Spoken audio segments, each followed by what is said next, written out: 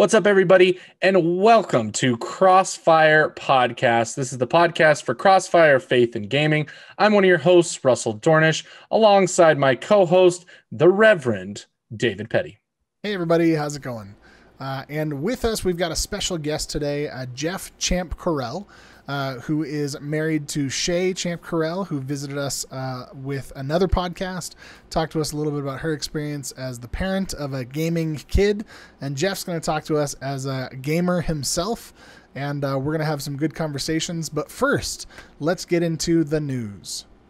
So news for this week, Russ, bring it at us. Yeah.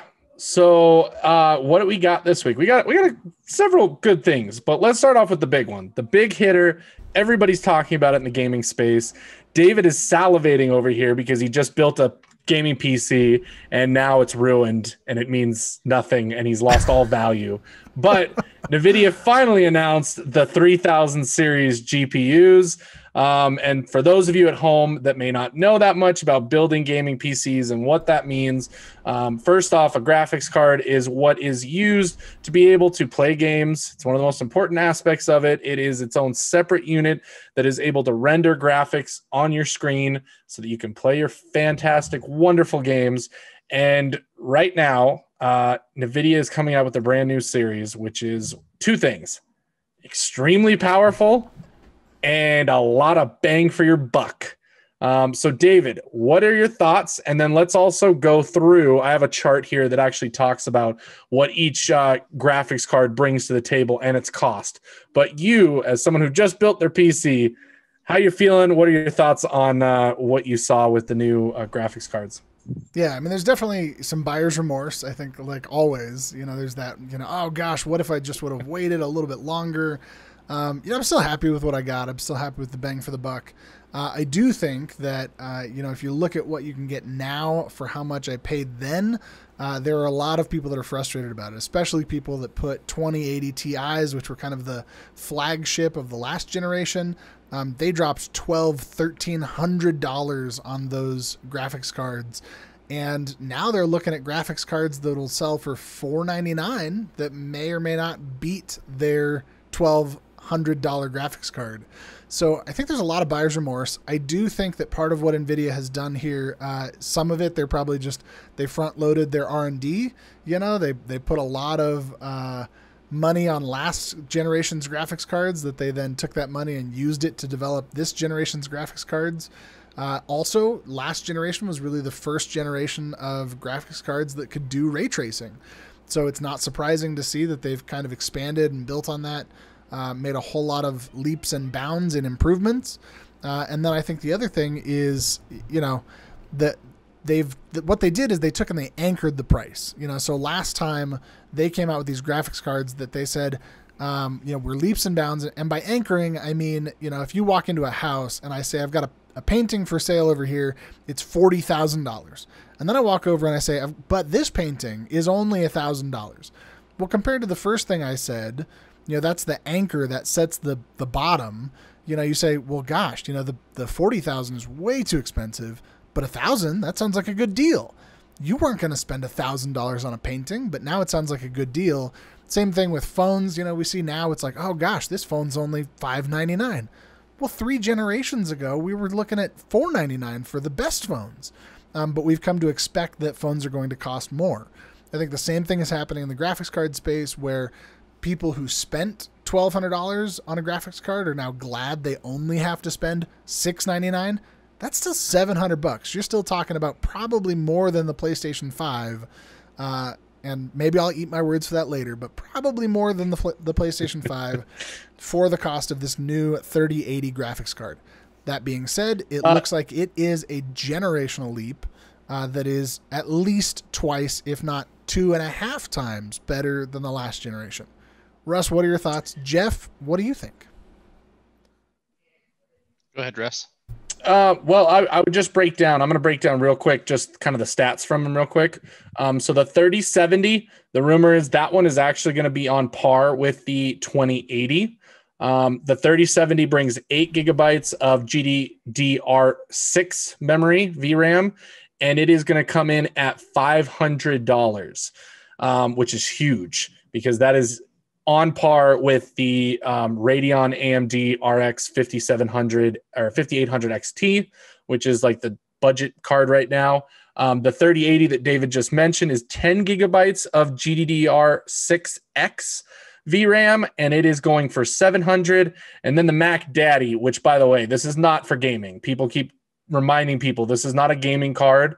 This is on par with the Titan RX series that NVIDIA had, which is more for like computer developers, game developers that need that extra oomph. But it is 24 gigabytes of GDDR6 VRAM, and it is going to start at the luscious price of $1,500 for the 3090. So that is more of a profile, a systems profile card. It's not going to be your gaming card. I do want to comment, Dave, your comment that you said about the games and the consoles coming out soon. A lot of people are bringing that up. Well, we just blew Xbox and PlayStation out of the water. Yes and no. The problem is price. And for one component of the computer, I'm going to get the same price of an entire console. So while, yes, the power is insane and what it's going to be able to do is way more than what the PlayStation or Xbox are going to be able to do, the cost is still there. So I'm not saying this is a one for one. Jeff, what about you? Are you at all into PC gaming? What are your thoughts as a console gamer and hearing some of these stats and stuff like that? Well, I'm just kind of an all-around gamer. I've built a couple of PCs on my own. I'm using my gaming laptop that I bought for, I believe, about $1,300 several years ago, and it has an NVIDIA 1070 in it. So,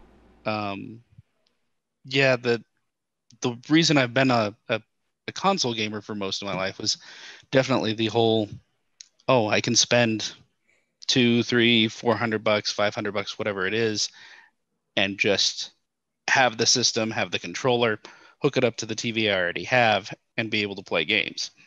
Now, obviously, there's all sorts of games on PC that you can't play, but there's so much crossover nowadays that, yeah, the value proposition there is, if you're building even just a budget PC,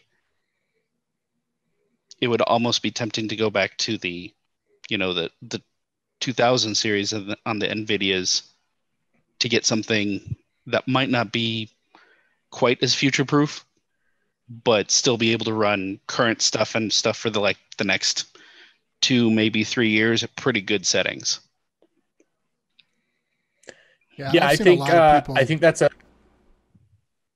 I was gonna say I've seen a lot of people dumping their old 2000 cards, so it wouldn't surprise me if you're able to get like a 2070S or a 2080 for like $300, because those people are going, well, yeah, I want to go out and I want to buy this $500 card, but there's going to be people who are not going to buy my 2080 because they would rather just spend the $500 on a brand new card instead of a used card. So I would guess that you're going to be able to find a lot of 2000 series cards used that people are just going to be dumping them like crazy. I do want to say, Jeff, you mentioned all the crossover. Absolutely. It seems like everything that we see is coming out for PS4 and PC, and coming out for Xbox and PC. So, if you're a PC gamer, lots of games out there for you. Probably the only exception is some of the PS exclusive games. But, I think there's a lot of crossover there. Last thing I just want to say is, Russ and I have been major PlayStation fans for a long time. And there's been a lot of talk that people are saying, well, with the new NVIDIA cards coming out, there's just no reason to get a PlayStation because these NVIDIA cards are going to be so much better, so much faster. And what I keep reminding people is like the analogy of a race car, and you look at something like a Lamborghini Aventador, right? $500,000 car. Just absolutely bananas how much power is in this car, how fast it can go. And yet a Suzuki RX 1000S, right? A motorcycle is faster in the 0 to 60 and it's faster in the quarter mile. And it costs a fraction of what that Lamborghini costs, but it's built to do a specific thing, to do it well, and to do it on a very lightweight footprint.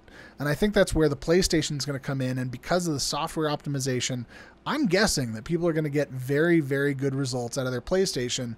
And they're going to be frustrated that even with the behemoth of a power that the 3000 card is, that it's not actually going to be as outperforming as they think compared to the PlayStation with its optimizations. So, and, you know, unless you've got a really optimized SSD, the PlayStation's going to load stuff faster. Just the way they write the software. So anyway, we should probably get on to the next stuff or else we're going to be here all day. So what's next in our news, Russ? So I have got, and this kind of works into it, it's just a real quick note, because what you just said kind of brought this to mind. I remember reading this. It is going around the internet right now that Sony's interactive entertainment boss, Sean Layden, has alluded to the possibility that more first-party games may come to PC. So Horizon just came to PC. It's doing very well on PC. Sony's getting extra money for it. And honestly, I think this is a win, because being able to release a game 3, 4, 5 years after it releases on console, you know, everybody who owns a console has already played this game. They have. Or they've gotten a console if they really want the game. But there are always going to be these holdouts that are going to be PC only. And so to be able to get that market share, I think is a smart business move for Sony, because they have great first-party games. If you can get just a little bit more money out of those games to help you fund more things in the future, I think it would be smart to do it. So it looks like they are going to eventually do it. So my question is for both of you, if you have experience. Jeff, I don't know your background with PlayStation, but David, you being a PlayStation gamer as well, what are some first-party games you could see going to PC? What would probably be the next one? And do you think this is a good move by Sony? Yeah, I'm going to keep my answer fairly short. But I think for sure I would see Horizon Forbidden West being a first-party game that could come to PC, you know, in the next generation of games. I would love to see Spider-Man come to PC. I don't know if it's gonna, but, you know, at this point, that would be an amazing PC game. Gosh, I don't know. There's so many others out there. I would love to see Last of Us come to PC because I think it's probably the best game of all time, and I think everybody should play it. So, Jeff, what are your thoughts? I think it's a great strategy for them. I've been a PlayStation gamer. I had the PlayStation 2 and the PlayStation 3, and that's kind of where it dropped off on PlayStation. But I have missed, you know, the newest God of War is supposed to be ridiculously good. Horizon Zero Dawn. What's the other one they did? Death Stranding, that just came out like a month or two ago on PC. And the way they're releasing them, where they're not releasing them day and date on PC versus, you know, the PlayStation, where it's a year, 2, 3 years later. Yeah, they've gotten all the sales. They've sold systems because of those games, and then getting the royalties because they're continuing to sell games on the system. But those games have extra life to a different market. You know, somebody that maybe might have bought a laptop, you know, 3, 4 years ago, can't play the newest games, but, you know, the specs for the PlayStation 4 games are right in line, and somebody would be able to have a really good time, and, you know, really misses the Spider-Man games. That one would be like up there. I'd like to see the Uncharted games as well. There's just so many good first or second party games from Sony. You know, the Ratchet and Clank games, you know, seeing some of those come back would be awesome. So, yeah. It's interesting you say Ratchet and Clank. That's actually one of our stories, so I might as well just move right into that, because we did get to see, and this is since our last podcast, and again, we had to, just so you guys know, we had to re-record our news for this podcast because of some audio difficulties, which every podcast has had at some point or another. We've lost it. It's gone. Goodbye episode. But we did discuss the Ratchet and Clank demo, which was released for Gamescom, and oh boy, does that game look good. I am like so excited. I played through the PS4 Ratchet and Clank that came out. It was an amazing experience. So much fun. I got the platinum trophy in it, spent all my time 100%ing that game. So that one is a big one. But the new game, the use of the teleportation from level to level and using the PS5's SSD is just insane. And that is a great use and a great show of what the PS5 can do and what that SSD means. David, I know you're super hyped and psyched for it. What were your thoughts on the demo that you saw of Ratchet and Clank? Yeah, when I saw it, I mean, we talked about this a little bit in our podcast that we did the live stream of the PlayStation 5 reveal event. When I saw it, I thought to myself, they made this game just to show off what the PS5 can do. Because we had watched the tech demo where they talked about how essentially, a normal console or a PC loads an entire world and renders the entire world and then just shows you the pieces that you're looking at. And they were saying the PS5 is so fast that it can load in just the small frame that you're looking at, and when you decide to turn, it instant loads the rest of the stuff around you. So, instead of loading and rendering everything behind you, it's actually loading and rendering only your field of view. So once again, that, maybe it doesn't have quite the flops that the new NVIDIA card does, but it doesn't need them because it's not rendering all that stuff. And, people compare it to the Xbox Series X and, it's got less teraflops. And Sony's saying it's still better. And the games that we've seen that are coming to both systems, for instance, Far Cry 6, we saw some of that stuff, and I'm pretty sure that was rendered on a PS5, and there were some other games that came out that were rendered on a PS5, and we've seen more stuff rendered on a PS5 that are both console games than I think we've seen that's been rendered on an Xbox Series X. So to me, Ratchet and Clank, I said, holy cow, this teleportation stuff is just a way of showing how in the click of a button, you can instantly load a whole new world, load whole new levels, bosses, foes, all of that stuff in a fraction of a second. So, Jeff, did you get a chance to check it out? I haven't, but it just reminds me of two games. Portal, of course, the way that would do stuff, and kind of digging deep for this one, the promise of the game Prey for the original, I think it was like a launch game for 360, the Xbox 360, and that was like their big tech, that these portals you could go in and out of and just it'd be seamless. And I think this is just it's an idea that's been around for a little while, not heavily used, but what I saw, I didn't see the Gamescom demo, but the announcement of it, and it just looked just beautiful. Yeah, we've been looking for zero load times for a long time. Also, just apologies to everybody listening. Russ and I are going to talk over each other a little bit because there's like a 2-second delay between our voices. So sorry for that. But I was just going to say that we've been waiting for this for a long time, and the idea of not having to load between worlds.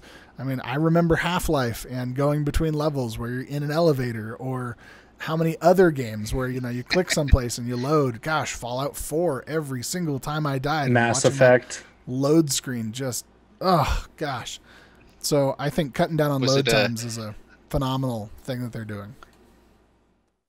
I was remembering one of the, I think it was like Tony Hawk Underground or something, where it was supposed to be an open world, but you had these large maps, and then to get to the next one, you had to go through like the Lincoln Tunnel or something, and it was like a couple of minutes to skate through the tunnel, and then you'd pop out. And so, of course, it was loading the entire map as you're going through the tunnel. Right. But now it's just there. Interesting that Jeff should say that, saying Tony Hawk, because again, you're good at this, Jeff. You're really good at this. You're good at transitioning. Because again, of course, yesterday was Tony Hawk Day. We got the release of Tony Hawk's Pro Skater 1 and 2 remake, and all three of us are playing that game to our heart's desires. It is perfect in every way that we want a remake of the original series. It feels like Tony Hawk, and it looks a heck of a lot better than Tony Hawk did. So that's all it needed to be. It just needed to be a much better looking version of that original that we love. The soundtrack is there with all our favorite songs, plus some new ones that I love. I'm loving it. David, what are your thoughts on the Tony Hawk game so far? And then Jeff will get your thoughts. It was exactly what I wanted. When we saw it come out, I said, oh my gosh, that looks like the original game. I kind of fell off around Tony Hawk 3 or 4. The mechanics just felt weird to me. It just didn't feel like the Tony Hawk that I came to know and love. And in some ways, I think they went a little bit too far. And Russ, you and I talked about this earlier with Skate XL. Trying to make a skating simulator. I don't want to know what it's like to skate and fall down 15 times on my face. If I wanted to do that, I'd go out back with a skateboard. I want to know what it feels like to be Tony Hawk. And so, granted, there's a lot of video of him falling down on his face, but we don't want to talk about that part. We want to just feel like a Superman, right? And that's, the Goldfinger Superman, the soundtrack coming back. Oh my gosh. It was the nostalgia trip that I really wanted. Trip down memory lane, and to then get to introduce my kid to that and say, hey son, this is what life was like when I was your age. And now, he's talking about wanting to go to the park with his friends and learn how to skateboard. And so I thought, here we've got a whole new generation of kids who are going to want to skateboard because of Tony Hawk, which is the reason I wanted to skateboard when I was his age. So how cool, a neat, fun thing for parents to get involved with their kids. We'll talk more about parenting and gaming later. But then the other thing, I was like, hey son, this is ska music. Let's talk about what that is and why trumpets are important. So yeah, Jeff, what were your thoughts? I haven't gotten to play as nearly as much of it as I'd wanted to, 3 hours or so, but yeah, I think it's exactly what I was wanting. Like, the controls are perfect. I've read some interviews where they basically just kind of took the code base from the original couple of games and put new graphics on it, which is pretty much what all the Tony Hawk fans were wanting. They did a great job of including, I think they got all the songs. I know there was some concern when they first announced it that they might not get all the songs from the first two games, but I think they ended up securing all the licenses because, music licensing for games now is ridiculously hard, especially when they're thinking about doing remakes and stuff, because they have to relicense those and pay more money again for the use of those. But yeah, it's beautiful. It plays amazing. The new tutorial, it's been a long time and I could have blazed through it, but it was really fun to hear Tony Hawk going through stuff. And I think I could hear the excitement in his voice because he's excited about this coming back out. There were some of the later Tony Hawk games that weren't so great, Ride, the ones that did like the motion control skateboard and stuff. And when I heard that they were coming out with this kind of remake, one of the things that I saw was an interview with Tony Hawk and how excited he was about it, which just made me even more excited to play this. Yeah, I really think that this definitely hits the spot. It's great. I have a feeling it's going to do, gangbusters with sales, especially because it's a $40 game for two, Tony Hawk 1 and 2, and there's tons of content in here. This is a $40 game done well. Because of all the content, the multiplayer in here I've even got to. I've messed around with the creative park, aspect of it. It's a great, great title. So everybody out there, it's Crossfire's pick of the week. We highly recommend you go and pick up Tony Hawk Pro Skater 1 and 2 remake. Coming from David and Jeff, I'm assuming you guys are very comfortable with your kids playing this game because, for me, it seems like there's not really any bad content that may, turn kids away from being able to play this. Yeah, I don't think so. From a parenting standpoint, I think the only thing is, just some of the lyrics to some of the games might be kind of on the edge of being questionable. And that's the place where I have to look at it and say, okay, is it the words, the actual language being used? At which point, some of these kids are hearing worse things at school. And so, then it's more of a conversation for me about, okay, well, what is it that they're actually talking about? Is it talking about getting your stuff together, or is it talking about, doing terrible things to people?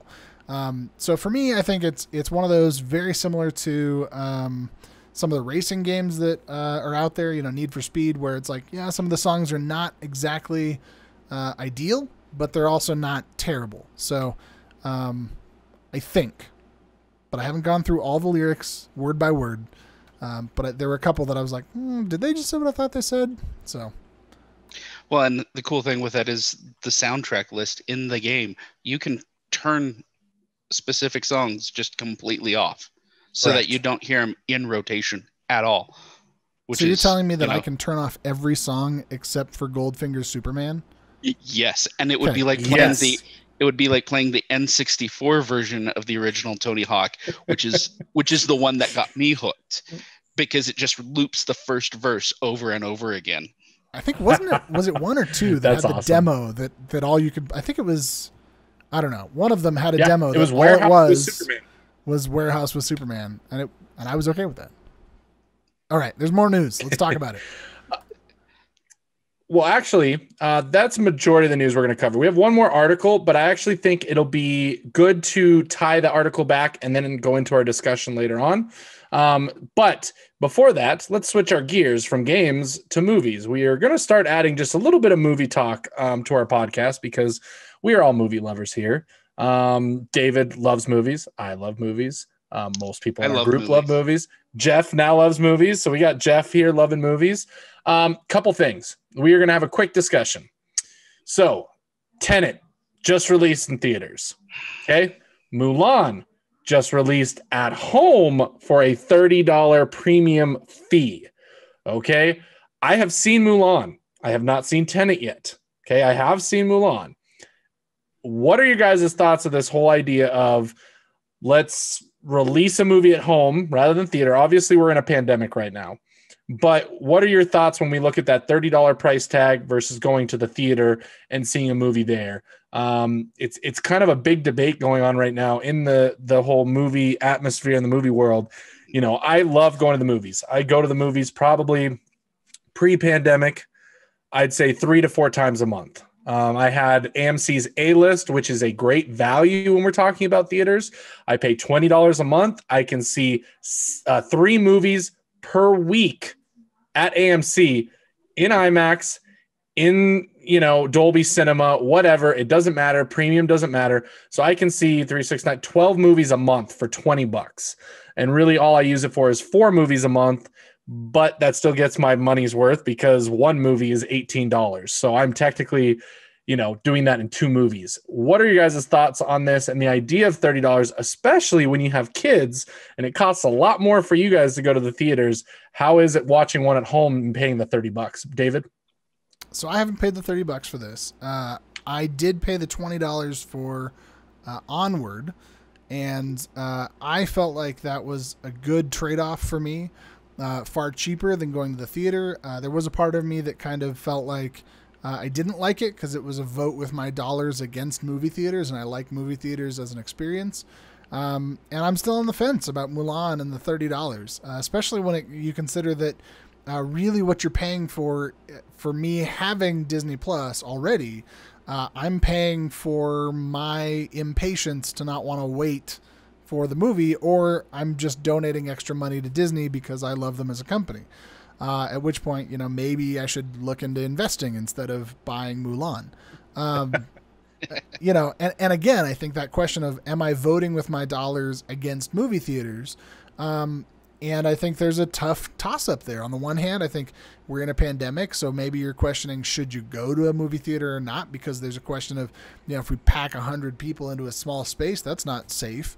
But at the same time, if we continue down this road and we don't ever reopen movie theaters, then we're kind of sentencing them to death, which for some movies, some latest Adam Sandler movie, although actually Adam Sandler, Uncut Gems, Netflix was fairly good. But not something that I needed to see in a theater, right? So, there are movies that are okay to see at home, but something like Tenet, if I'm watching a Christopher Nolan film, I probably want to find the time to go to a theater that's hopefully not crowded and spend the money and go see that because that's a cinema experience. Dunkirk, phenomenal.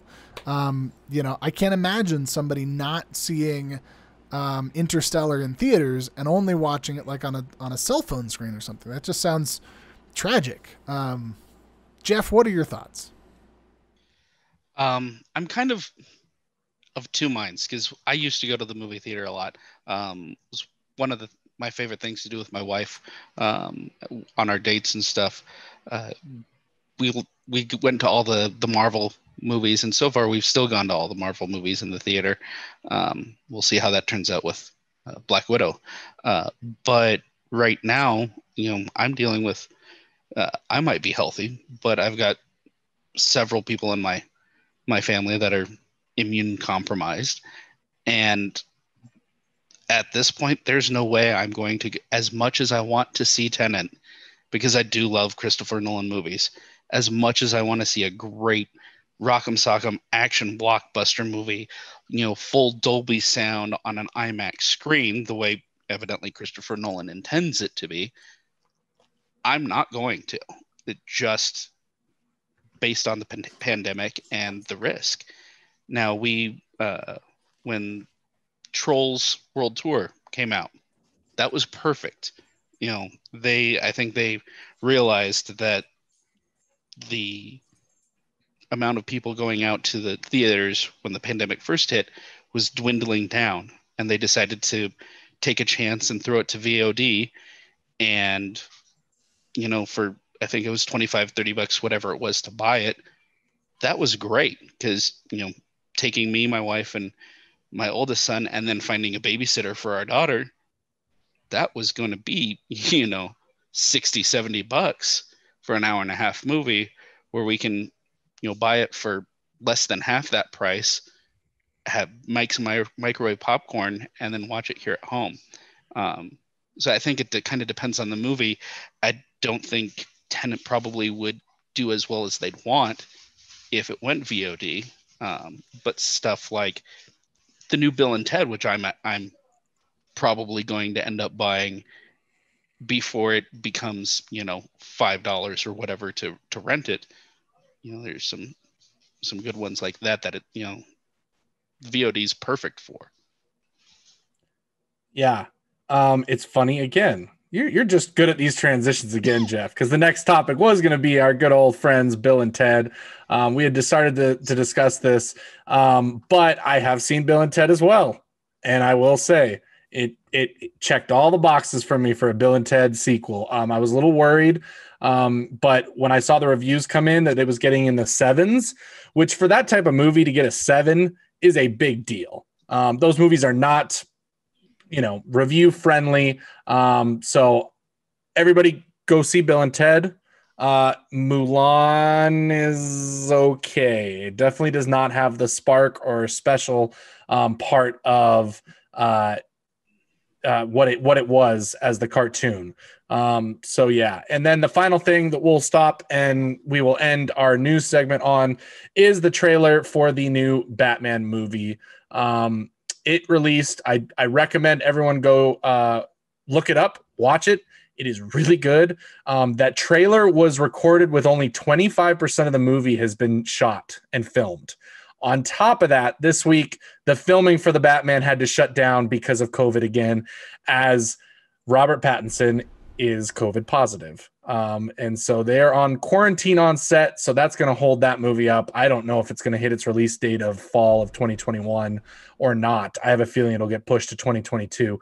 But if you guys seen the trailer, let me know your thoughts. David, I know you've seen it because we watched it together. What were your thoughts on the Batman trailer? And are you excited for the new Matt Reeves film? I thought it was, it looked good. I definitely think it's back to Christopher Nolan. It is going to be insanely difficult for anybody to top those movies. I think anything can be better than Batman v Superman and, the Justice League Batman. That Batman just didn't work for me. The moral dilemmas, and there just weren't any. I do think back to the question, right, of can we get a mystery Batman that is more than just brute force, Knuckles. I think that's an interesting take. I saw an article this week. Somebody was talking about, is Batman just a vigilante justice, essentially a vote for police brutality, because sometimes Batman just gets what he wants because he's able to go in and do the things that police can't. So hopefully they're able to add more depth to that with this character. But I'm excited to see where they take it. I'm excited to see how it goes. And I'll always give it a chance, especially any new reboot of a franchise. But I don't know. I'm cautiously optimistic for where they're taking this Batman. As a comic book fan, I'm personally really excited about it. It seems like they're starting to edge a little bit more towards the greatest detective, as Batman's one of his nicknames is. It looks like the movie maybe edges into almost a Long Halloween storyline or a Hush storyline, which there's some great mystery and some great detective work that Batman does in those.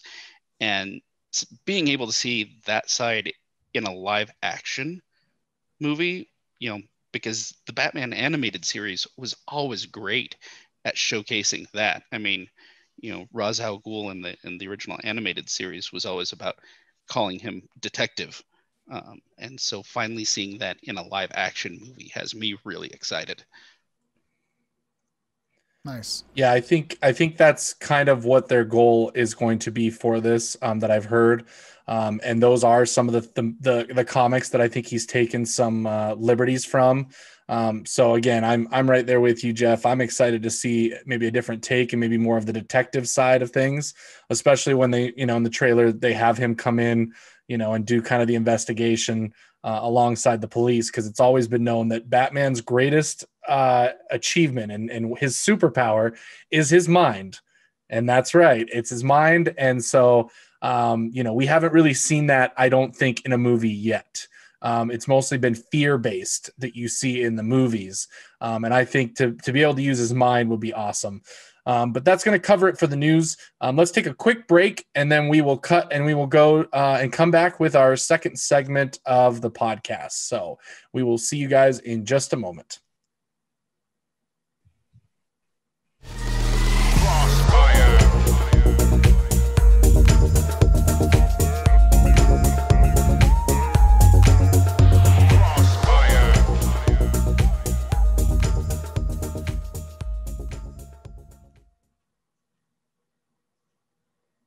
All right, and we are back with our second section of the podcast, and we're going to take this. I know there's probably more content here than we can possibly discuss, so I want to really start the conversation, hopefully a conversation that we can continue over at our Facebook group. If you're interested in having this conversation, join us at facebook.com/groups/XFUMC. That stands for Crossfire Faith and Gaming, Crossfire UMC.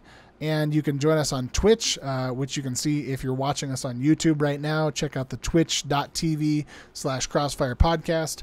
But I want to start a little bit of a conversation about what we do, especially those of us who are parents, to help figure out what is appropriate for our kids. So we talked about a little bit ago with Tony Hawk Pro Skater. And Jeff, I know this is a question that you brought up in our Crossfire Faith and Gaming Facebook group. So Jeff, why don't you tell me a little bit about where you're at with your how you pick content for your kids, and where you might be looking for some growing edges. Right now, just a quick overview. My son turned 11 in July. My daughter's 3, so I can play some stuff with my daughter, some basic platformers and stuff. My son has really started to get into stuff. He's still into Minecraft, which is not something I can quite wrap my head around. Like I get it because he's really into Legos, but that's not something that I've been able to get into. He's kind of been interested in Fortnite, the use of weapons and that you're shooting at other humans has been an issue that we've discussed in our household as far as what's appropriate. Now, there's been a couple of times where I've been gaming late night. He wakes up in the middle of the night, comes downstairs, and happens to catch me playing, Far Cry or Assassin's Creed or something like that. And he says, "Hey, that looks cool." And I want to say, yeah, it really is. but you probably should wait a little while to be able to play this. And that kind of breaks my heart a little bit that there's some of those things that I can't share with him. I'm of the generation that, I played Mortal Kombat in the arcade at the swimming pool, when I was his age, but the level of gore and stuff nowadays is so much more that it's hard to find that line between, there's some T-rated games that it totally let him play and some that I'm kind of worried about that I don't think I'd want him to play. Yeah. I think it's, for me, it's been an interesting discovery of trying to navigate what am I okay with and what am I not okay with. And part of it is that the struggle is that, we're trying to take an age and put it on a video game as if there's kind of a one size fits all, and assuming that everybody has the same problems with every type of content. And I think the other problem you run into with some of the ESRB ratings, and we kind of joked about this in our other recording of the podcast. I don't remember if that section made it or not. But that T in game ratings is like a $2 symbol for restaurants. You don't know if you're getting like a burrito place that sells a $10 burrito, or if you're getting like a steakhouse that sells a $35 steak. There's a huge range in that middle space. And so for T, for teen, you've got everything from, heck, now PUBG is rated T for teen because they took out a couple of the violent things. And so PUBG, where it's very realistic, the ballistics are realistic, and you're shooting at other humans, that's rated T. The Uncharted games are rated T, even though you're shooting down, you're mowing down hundreds of enemy combatants. And then one of the things that I thought was the most funny is like, I've got a hunting game, and it's literally just like a hunting simulation game. And I think the two biggest things, number one, I think there's some language, which is, not terrible in that it's how it's used. And number two, there is blood, that when you shoot at the deer, there is a tiny blood pattern that appears on the ground from where the deer got shot. And so, simply the existence of this blood becomes a really weird, like, suddenly it's M, because there's blood. And I think trying to fit a game into that, it's like, well, yeah, there's, when I cook a steak, there's blood in the steak. So trying to say that this game is rated M just because the deer bleeds, like that seems a little bit more, I don't know, like we're not being, especially to say that that is M and yet Uncharted is T for teen. It seems like there's a disconnect there. I think Russ's internet died. So it did. We're not sure what happened there, but Russ is back with us. Welcome back.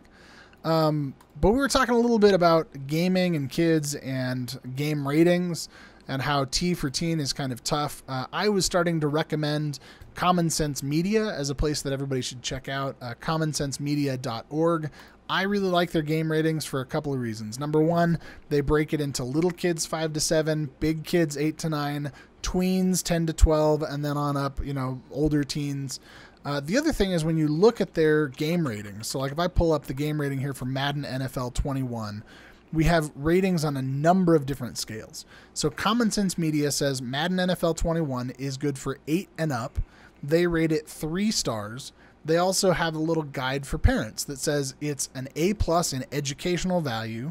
It gets 3 out of 5 little dots for positive messages, 3 out of 5 dots for positive role models, 1 dot, which is like next to nothing, for language, 2 dots for violence and scariness, 4 dots for ease of play, and 3 dots for consumerism. So this was helpful for me when I was looking at like Apex Legends, a game that's technically rated T for teen, but also I think rated extremely high for consumerism. The other thing that's in the game ratings on Common Sense Media is it's got Common Sense Media says that Apex Legends is age 14 and up. It's got a parents say, based on 44 reviews, parents say age 10 and up. Kids say, based on 119 reviews from kids kids say 11 and up. So that's an interesting one. Kids actually think 11 and up. Parents say 10 and up. Common Sense says 14 and up. And this is a game that falls in that T, could be anywhere from 13 to 17. So I would say check out Common Sense Media. And the other thing is know your kids. For us, we have a lot of conversations about, what does this mean? What is this? Is this realistic? Is it not realistic? Is it graphic? I mean, I sat down with my son a while ago and said, let's watch some of these game trailers, thinking the game trailers were going to be kind of like movie trailers. Didn't realize that they are not edited for content at all. So we watched the game trailer for BioShock thinking like, oh, this is kind of cool. You can see the different world. And there's like a drill that goes through somebody's face. And it was like, oh my gosh, I've just like induced trauma to my child. And so that was one of those moments, again, how severe is what's happening in the game? And is it going to be traumatic from a graphic standpoint? Is it going to be difficult for a content standpoint? Or I would say more often than not, is it just something that you as a parent need to be aware of so that you can sit down and have the conversation with your kid to say, hey, I know you just came to this section in the game where they're talking about this thing. Let's talk about that. How did that make you feel? What are some things you're thinking about? You're playing Wolfenstein. Let's talk about Nazis. Those kind of things. So, and I loved, Jeff, one of the things that your wife was saying in the last time when we chatted with her, she was talking about your love of Xbox Game Pass so that you can actually play through the games before your kid plays through them. So tell us a little bit about that. Well, that's, with everything nowadays, Netflix and Hulu and Amazon, the streaming and stuff, there's, just a smorgasbord, and that's kind of what Game Pass does. It's nice that I can go in and see all these games. I can pick out a bunch, and especially on Xbox where I have it set so that my son has his own pin group. I might see something, play, an hour of it, say, hey, this is something that I think he would like, and then add it to his pin group, let him know about it. He doesn't necessarily have to go through all the stuff and find something, but there's definitely some recommendations I can make. But yeah, very cool. Well, I think that's going to wrap up our conversation today. So Russ, I'm going to let you go ahead and close us out, and that's going to be it for me.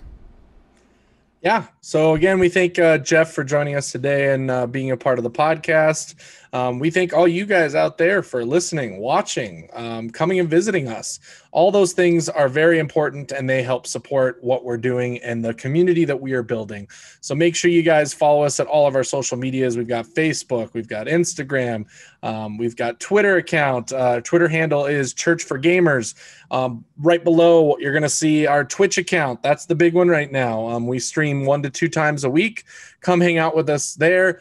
We give away a lot of games on stream. So if you're listening to this and want to win some free games, come hang out with us on Wednesday nights when we stream on Twitch. And other than that, our podcast, which hopefully we will get better with every other week on Mondays, releasing the podcast. So make sure you follow us on Spotify, Apple Podcasts, wherever you want to listen to us, or on YouTube. But other than that, that'll do it for us this week on the Crossfire podcast. We will see you guys in a couple weeks. Thanks for tuning in, and thanks for Jeff being here, and so long to my co-host, David. Everybody have a good day. God bless.